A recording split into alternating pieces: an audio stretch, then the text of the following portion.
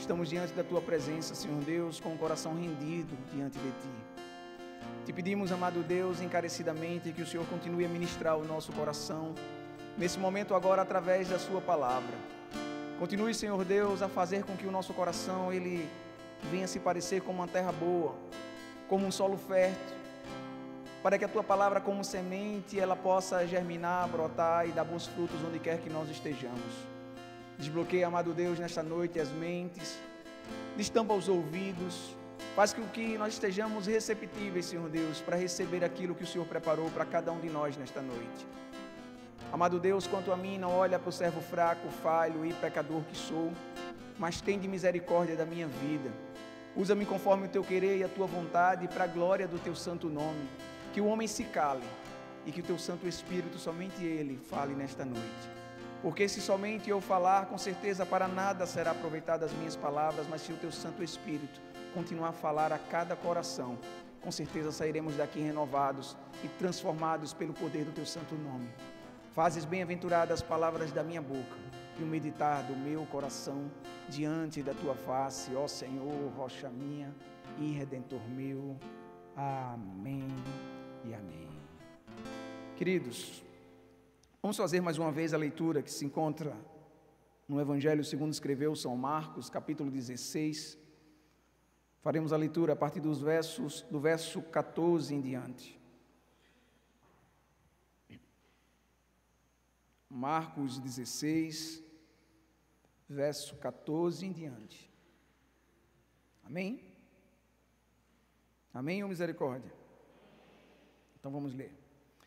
Finalmente apareceu Jesus aos 11, quando estavam à mesa, e censurou-lhe a incredulidade e dureza de coração, porque não deram créditos aos que tinham visto já ressuscitado. E disse-lhe: ide por todo o mundo e pregai o evangelho a toda criatura. Quem crer e for batizado será salvo, quem, porém, não crer será condenado. Estes sinais hão de acompanhar aqueles que creem. Em meu nome expelirão demônios, falarão novas línguas, pegarão em serpentes, e se alguma coisa mortífera beberem, não lhe fará mal. Se impuserem as mãos sobre enfermos, eles ficarão curados. De fato, o Senhor Jesus, depois de lhe ter falado, foi recebido no céu e assentou-se à destra de Deus. E eles, tendo partido, pregaram em toda a parte, cooperando com eles o Senhor e confirmando a palavra por meio de sinais que se seguiam. Esse é o Evangelho do nosso Senhor. Louvado sejas, ó Cristo. Nós temos, muitas vezes, uma predisposição de guardarmos as coisas ruins que acontecem em nossa vida. Temos uma predisposição de lembrarmos apenas das coisas negativas que aconteceram conosco. E nós muitas vezes trazemos isso para a nossa vida com Cristo. Nós acabamos muitas vezes esbarrando em um Deus crucificado, morto, em um Deus exatamente que ficou lá pregado naquela cruz, todo ensanguentado, vencido, e acabamos esquecendo o que aconteceu após 3 dias. Acabamos muitas vezes esquecendo que Jesus, Ele ressuscitou. Acabamos muitas vezes esquecendo que é uma promessa de Cristo para a nossa vida. Tem uma frase que diz que não há seca que não chova, e nem chuva que não venha a passar. Portanto, diante de toda a situação que nós vivemos no passado, hoje nós estamos aqui. Hoje nós temos o prazer e a honra de poder estar servindo a Jesus. Independente daquilo que você viveu ou que você talvez ainda está vivendo, eu costumo geralmente dizer, se as coisas não se resolveram, é porque não é o fim, é o processo, é o meio. Porque a minha e a sua Bíblia nos diz que no final todas as coisas irão se resolver. E aí nós precisamos exatamente crer na palavra de Deus e num Deus que venceu a morte e o inimigo de nossas almas. porque aqui ou ali nós confessamos com nossos lábios que Deus, Ele é um Deus todo-poderoso, mas diante de algumas situações adversas em nossa vida, nós acabamos agindo como se Ele não existisse em nós. Acabamos agindo como se Jesus não tivesse ressuscitado, porque muitas vezes nós estamos presos a essa vida aqui na terra, e tudo que nós queremos exatamente é nos dar bem aqui nessa terra, é ter sucesso e ser reconhecido aqui nessa terra, esquecendo que a nossa cidadania não é daqui nessa terra, mas é uma cidadania do céu. Nós achamos que muitas vezes nós estamos vivendo tudo isso aqui num dia de hoje, ou talvez em um domingo, e isso é uma experiência que nós estamos tendo esporádica do céu e da nossa vida espiritual, porque nós temos a convicção, talvez nós não falamos, que nós somos seres terrenos vivendo uma experiência espiritual. Mas quando na verdade nós somos seres espirituais vivendo exatamente uma experiência aqui na terra. Porque o que é exatamente 80, 90 ou talvez alguém que consiga chegar a 100 anos a respeito de uma eternidade que nós vamos viver no céu. O que é um tempo aqui na terra que passa rápido a respeito de uma ausência de tempo. Os discípulos do Senhor estavam exatamente também muito presos, arraigados aqui nessa terra, porque tudo que eles queriam exatamente era a resolução dos seus problemas. E lá em Atos, no capítulo 1, diz que Jesus dá uma ordem para que os discípulos não se ausentassem de Jerusalém, até que a promessa dada por Deus através de Joel, o derramamento do Espírito Santo se cumprisse. E os discípulos, de forma unânime, disseram: Senhor, será que é nesse tempo que o Senhor vai restaurar o reino a Israel? E Jesus, ele muda logo o assunto e traz a tônica para o assunto central do qual ele queria comunicar. E ele diz: não compete a vós saber tempo ou época que o Senhor preparou, mas vocês receberão poder ao descer sobre vós o Espírito Santo de Deus, e vocês serão minhas testemunhas, tanto em Jerusalém, como na Judéia, como em Samaria e também nos confins da terra. Nós somos comissionados a uma tarefa e a continuar uma missão de Cristo aqui na terra. Nesse encontro que Jesus ele teve com os discípulos, Jesus aqui já ressurreto, os discípulos logo levam uma repreensão pela falta de fé e pela dureza de coração, porque não acreditavam no testemunho daqueles que tinham vindo e dito já que Jesus tinha ressuscitado, que o túmulo estava vazio. E eles recebem exatamente uma ordenança. Eles são comissionados a continuar assim a missão que Jesus ele começou, começando ali por João: arrependei-vos porque o reino dos céus está próximo. Jesus continua essa mesma pregação e ele comissiona exatamente a igreja do Senhor, a mim e a você, para que a gente continue a pregar esse mesmo evangelho. Evangelho esse que mudou a minha e a sua vida, evangelho esse que nos transformou. Ele não nos melhorou, porque nós não somos uma versão melhor de mim e de você. Porque já imaginou uma versão, você já parou para imaginar uma versão melhor de você? Você seria um exímio pecador. Nós seríamos pecadores melhorados. Não é isso que Jesus ele fez. Jesus ele nos transformou, porque a Bíblia diz que aqueles que estão em Cristo é uma nova criatura, as coisas velhas se passaram, eis que tudo se fez novo. Então ele não veio emendar a nossa vida, ele veio trazer uma nova vida para mim e para você. Mas nós não somos um fim em si mesmo, porque nós fomos alcançados para que nós fôssemos agentes desse evangelho nesse mundo. Nós fomos amados para que nós fôssemos agentes desse amor nesse mundo.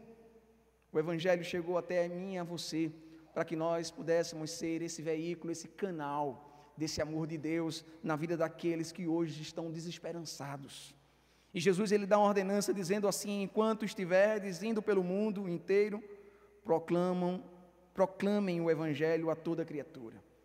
Quem crer e for batizado será salvo, todavia quem não crer será condenado. A história da redenção da humanidade, ela é contínua. E ela não se encerrou com a morte e ressurreição de Jesus, ela ainda continua a se desenrolar através de Cristo, que hoje está no mundo, através da sua igreja. É através de mim e de você que essa história ainda continua, até a volta de Jesus. A ordem de pregar o Evangelho continua ativa e é estendida a todo aquele que entregou sua vida a Jesus. O mesmo Jesus que enviou os discípulos daquela época, dizendo: ide e pregai, ele ordena exatamente que nós façamos o mesmo, ir e pregar. A salvação do homem depende desse alerta da igreja do Senhor, de o ouvinte crer e se arrepender dos seus pecados. Mas o que exatamente implica o cumprimento desta ordem? Primeiro, é bom sabermos em que não implica esta ordem. Esta ordem de ir e pregar o Evangelho não implica em simplesmente você abrir a sua boca e recitar versículos bíblicos. Não é isso exatamente que Jesus estava dizendo. Não era simplesmente para as pessoas decorarem apenas um versículo bíblico e poder estar falando ali para outras pessoas. Essa ordem não implica exatamente em você pregar aquilo que é conveniente para você ou talvez para outra pessoa. Você pegar alguns textos isolados da Bíblia, aqueles que simplesmente vai alimentar o seu ego, tipo uma prosperidade, vitórias, promessas, sem dizer que o ser humano, ele é pecador. Sobretudo hoje em dia, nós temos visto muitas pessoas querendo escutar um evangelho seletivo. Muitas pessoas querendo escutar um evangelho simplesmente que vai alimentar o seu ego, mas na verdade o evangelho, ele precisa confrontar a mim e a você. Então só tem pelo menos duas características que aqueles que escutam o evangelho, eles serão impactados. É aqueles que estão aflitos, aqueles que estão atribulados, esses através do evangelho, eles receberão a paz de Cristo, mesmo ainda continuando em meio aos problemas e em meio ao caos. Mas aqueles também que escutam o Evangelho e recebem ele em seu coração, que estão vivendo uma vida acomodado, achando que está tudo muito bem, esses serão impactados, sairão entristecidos com a vida e a condição que está vivendo, sem agradar e cumprir o propósito de Deus para a sua vida. Essa ordem não implica em fazer isso apenas em um grupo seletivo, que irão aceitar a sua mensagem. Jesus pede para eles irem ao mundo, aonde quer que eles estejam.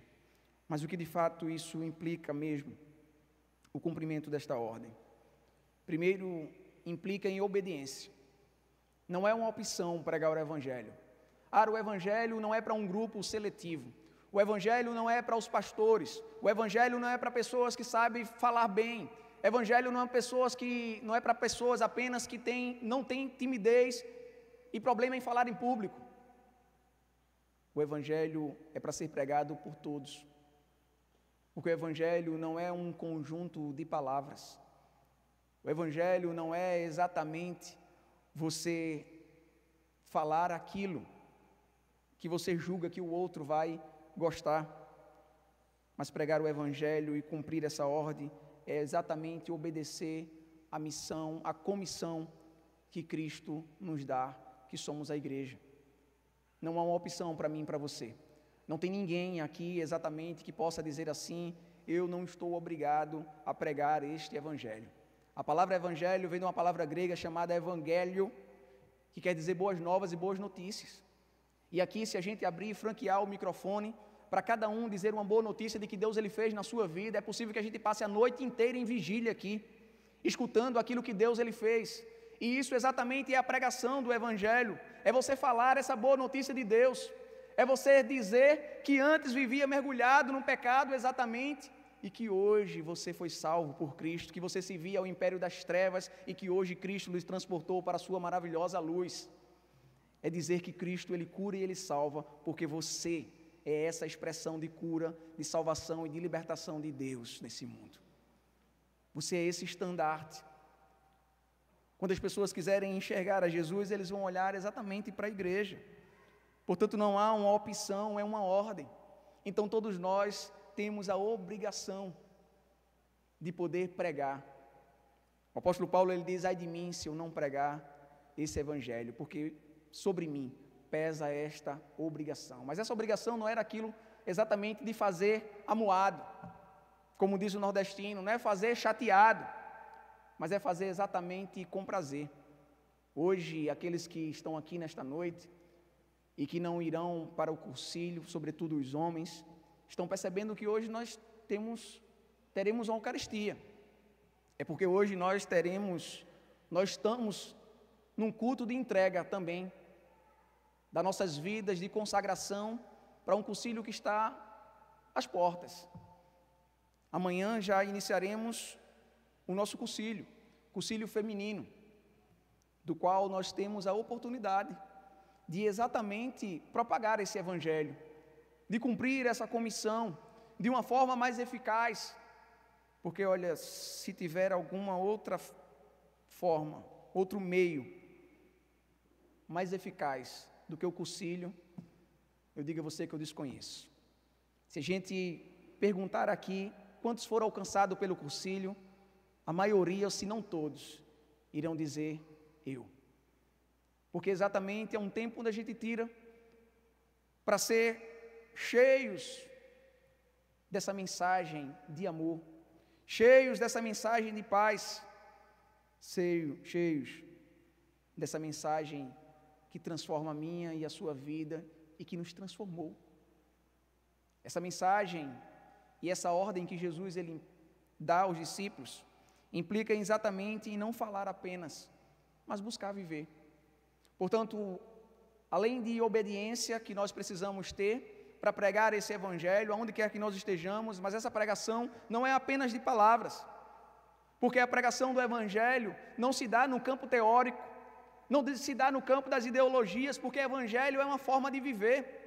Jesus, quando entrava num templo, exatamente, todos se admiravam, porque dizia, ele prega de uma forma diferente, ele prega como quem tem autoridade.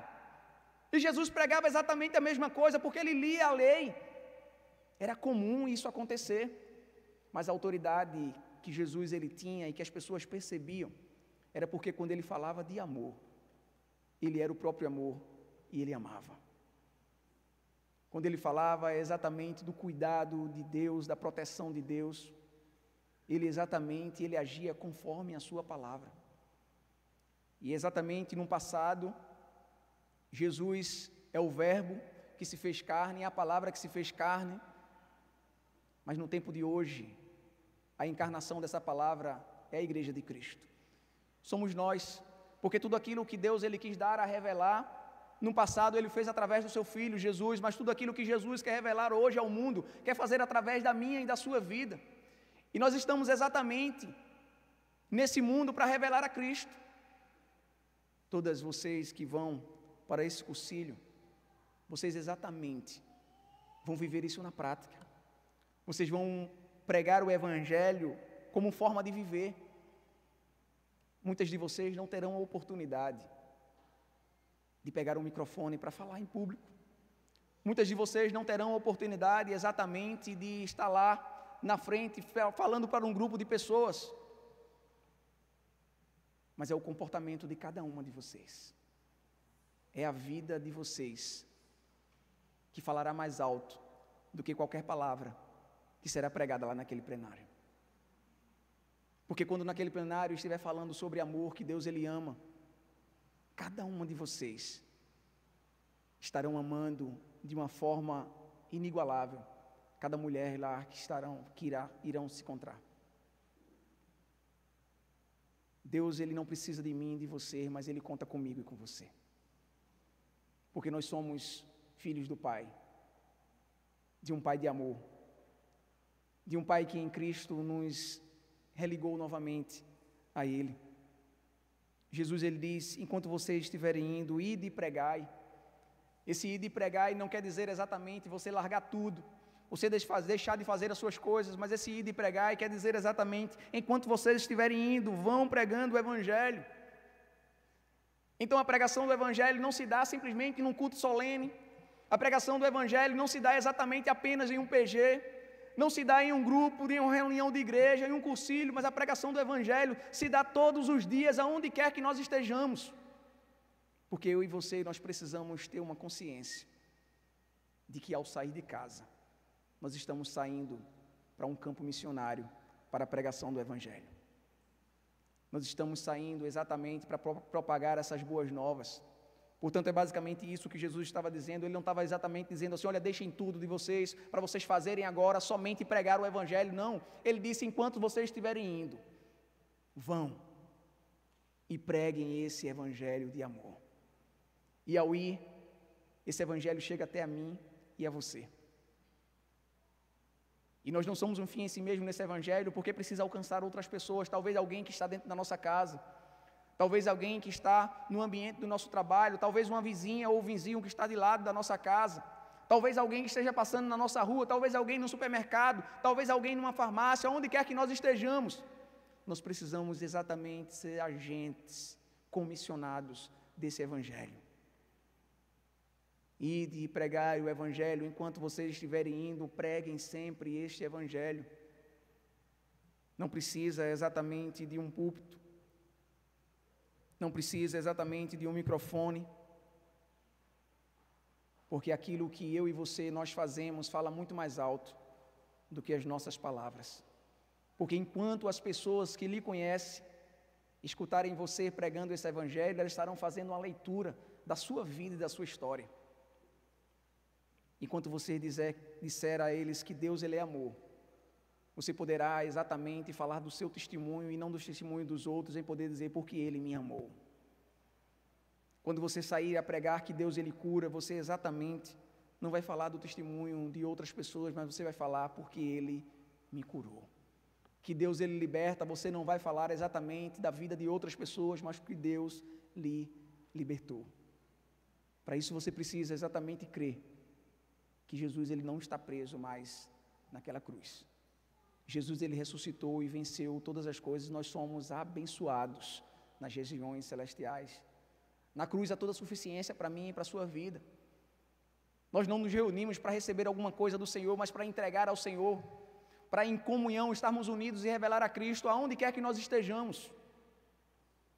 Mas há muitos hoje que se reúnem para exatamente querer buscar, querer receber do Senhor. Mas a dinâmica do reino ela é extremamente contrária, porque é quando eu entrego que eu recebo do Senhor, porque um dos nomes do Senhor é um Deus galardoador. É um Deus exatamente que nos dá quando a gente tudo entrega. Porque quem tem as mãos preenchidas, quem está com as mãos cheias, não consegue receber mais nada. Quem está com o coração cheio não consegue mais ter espaço para mais nada. Mas é exatamente diante do despojar. É exatamente diante de uma entrega, é exatamente diante de uma rendição que o Senhor ele vai nos encher da sua presença, que o Senhor ele vai nos capacitar para a pregação desse evangelho. E uma terceira coisa que essa ordem implica é não buscar muitas vezes fazer um marabalismo, podemos assim dizer, gospel, para alcançar a vida das pessoas. Os sinais, eles não vão vir antes de crer.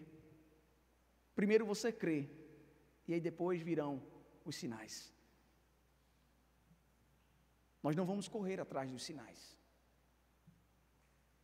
Mas primeiro nós vamos crer que o mesmo Deus que atua na sua igreja, por meio da sua igreja hoje, é o mesmo Deus ontem, hoje e sempre. Jesus, ele diz, não se preocupem, os sinais seguirão aqueles que creem. Em meu nome vocês vão expulsar demônios, vocês falarão em novas línguas, pregarão em serpentes, se alguma coisa mortífera beberem, não lhe fará mal, e se puserem as mãos sobre os enfermos, eles ficarão curados. Percebe que muitas vezes nós cantamos canções que nem mesmo a gente crê. Eu não adoro pelo que ele faz, eu adoro pelo que ele é, mas se ele não faz, a gente não adora.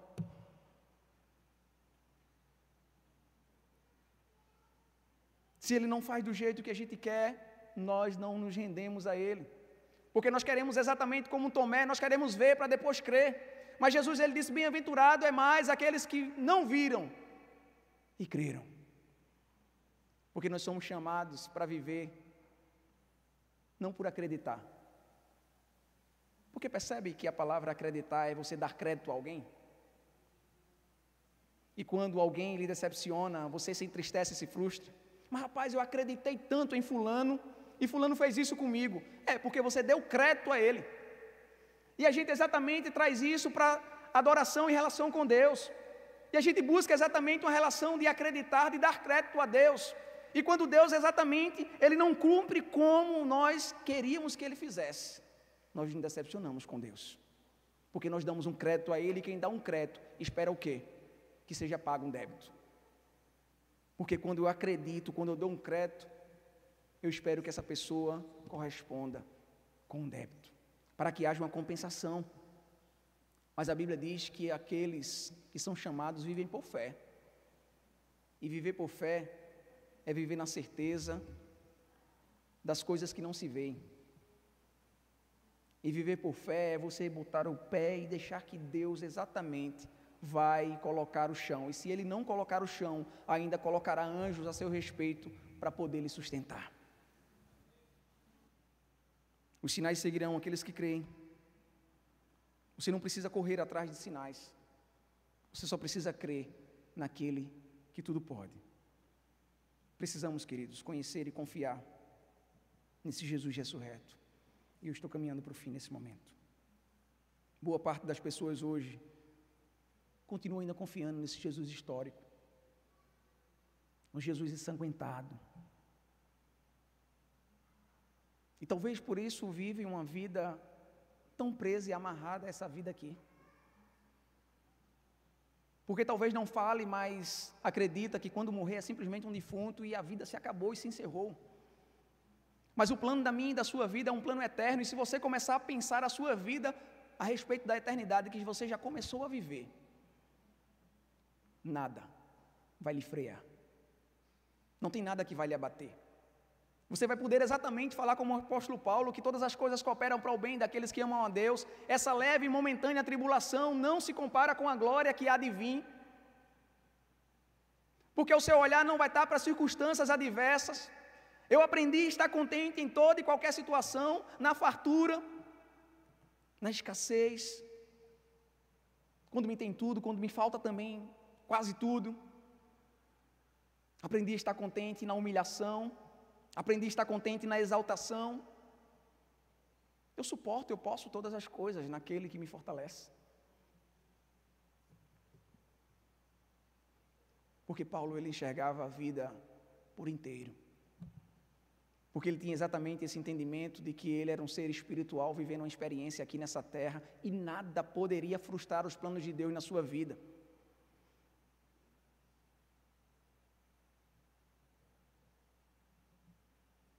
A pregação do Evangelho não é fundamentada em um discurso, em uma boa retórica, mas sim uma vida de renúncias e obediência a Deus. Assim como Jesus comissionou os discípulos dizendo: ide e por onde vocês forem, preguem esse Evangelho a toda criatura, batizando em nome do Pai, do Filho e do Espírito Santo. E os discípulos aceitaram essa missão, de modo que o Evangelho chegou até a mim e a você, e tem outros ainda, para que eles sejam alcançados através da minha e da sua vida. Não espere que somente aqueles que têm coragem de falarem no microfone, os pastores e os líderes, preguem esse Evangelho, porque nem muitos deles terão a oportunidade de se aproximar daqueles que estão em sua volta. Portanto, se você está aqui hoje, se você for alcançado por Evangelho, é porque Deus, ele quer lhe usar como essa ferramenta nas mãos dele para alcançar a muitos. Ferramenta essa eficaz. Por isso que hoje nós estamos aqui, para que tudo aquilo que a gente recebeu, a gente vai entregar nesse altar. Porque nós queremos exatamente nos despojar, queremos exatamente nos esvaziar de nós mesmos, para que o fluir de Deus possa ser visto no olhar, no aperto de mão, em um abraço, em um sorriso. Vocês que estarão indo para este cursilho, vocês estarão indo para morrer mais um pouquinho.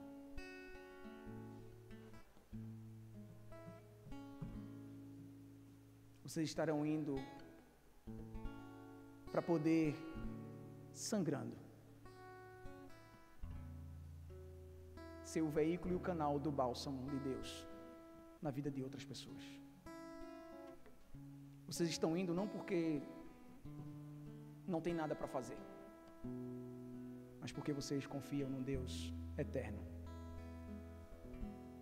Porque o amor que um dia explodiu em seu coração, através do poder de Deus, que é o Evangelho, não deixou você ficar acomodada em sua casa. Não deixou você ficar sentada em um sofá confortável, mas lhe incomodou, para você sair da sua zona de conforto, porque você entendeu que tem outras pessoas e famílias que precisam conhecer esse amor, que precisam receber essa paz, que precisa de cura e de libertação, que um dia chegou até a minha e a sua vida. Eu quero exatamente convidar nesse momento as mulheres que vão trabalhar nesse concílio para vir aqui na frente.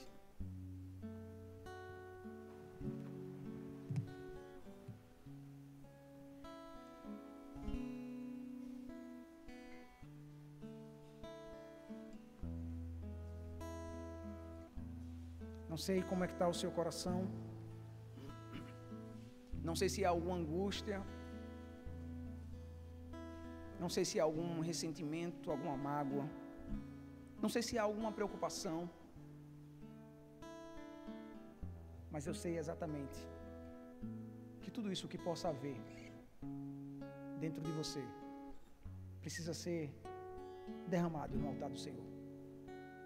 Porque as coisas só vão fluir quando tudo você deixar no altar. Existe uma canção que diz assim: em fervente oração vem o meu coração na presença de Deus derramar. Mas só pode fluir o que estás a pedir quando tudo. E sabe o que é tudo? É tudo. É tudo. Deixares no altar. Feche teus olhos. Curva tua cabeça.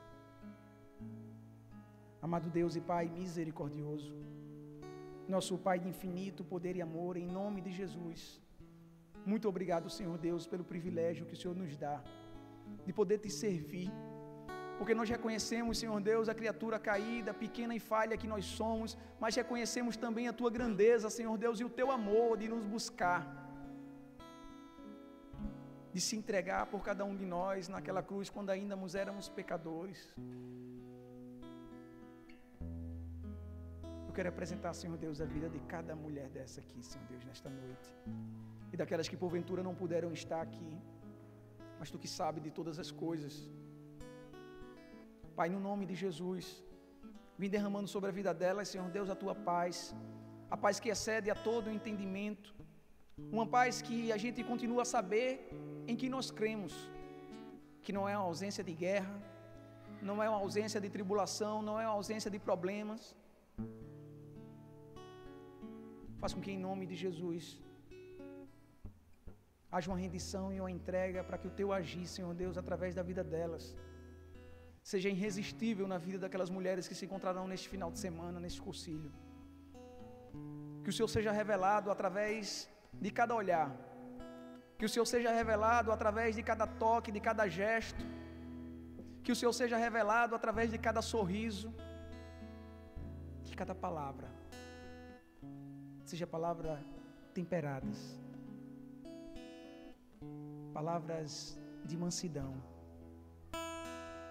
palavras de amor. Não deixe, amado Deus, que nada venha roubar o foco de cada uma delas, mas faz com que em nome de Jesus o coração de cada uma delas estejam rendidos e voltados para Ti, em tudo aquilo que elas venham a pensar, que possam pensar nas coisas do alto, que os seus olhares estejam voltados para o autor e consumador da sua fé, sabendo que em Cristo todo o trabalho não é em vão. Torna, Senhor Deus, a cada dia perseverante, Senhor Deus, na labuta, no trabalho da Tua seara. Protege, Senhor Deus, a sua casa, protege seus filhos, protege a sua família, guarda, amado Deus, do maligno. Acampa os Teus santos anjos, Senhor Deus, ao redor dos lares de cada uma delas. Faz com que elas venham a descansar em Ti. Que o maior trabalho, Senhor Deus, que elas venham a desenvolver é se render aos Teus pés, No nome de Jesus, que a Ti nós oramos. E já Te agradecemos, Senhor Deus, por cada uma delas, pedindo a Tua bênção. Em nome do Pai, do Filho e do Espírito Santo. Que o Senhor continue a encorajar. Que o Senhor continue a impulsionar. Que o Senhor continue a fortalecer. Derrama cura, Senhor Deus, física e emocional, para cada uma delas. De modo que nada a perturbe. De modo que nada, Senhor Deus, desencoraje e entristeça, ao ponto de achar que não vale a pena se desprender de tudo para servir na Tua obra, para pregar o Teu santo Evangelho. Que cada uma delas seja um estandarte deste Evangelho de paz e de amor, para a glória do Teu santo nome. Amém e amém. Podeis sentar? Vamos louvar o Senhor.